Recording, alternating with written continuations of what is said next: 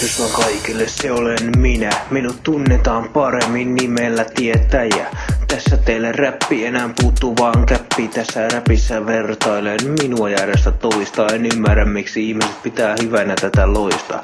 Matitset pärjäs mulle ees puolustuspelissä. Mä hoidan hommani hyvin joka kelis. Matits antaa pallon vaan mennä ohitse. Mä en tee samaa virhettä toiste.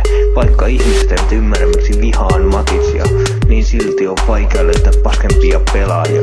Matitsin pelityylissä ei oo mitään hyvää, mut ihmiset ei oo löytänyt sitä tiedon jyvää. Tein tämän räpin Matitsia vastaan, mutta ihmiset rakastavat Matitsia kuin omaa alastaan.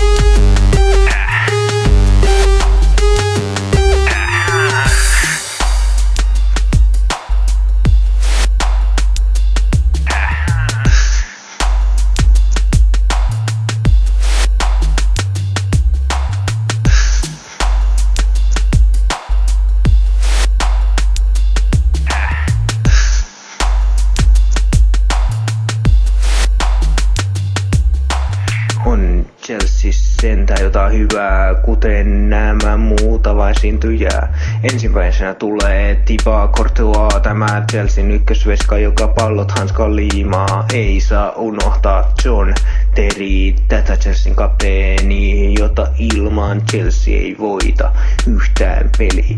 Kuka on Chelsean paras? No Eden Hazard. Liigan vuoden pelaaja on aika Visard. Viimein saa esitellä Diego Costa. Maalin kuningaspallot, maalin kattoon nostaa Stamford Bridge. Chelsean kotihallis, se on loistava stadion malli. Tein tämän räpin Matitsia vastaan, mutta ihmiset rakastat Matitsia kuin omaa lastaan.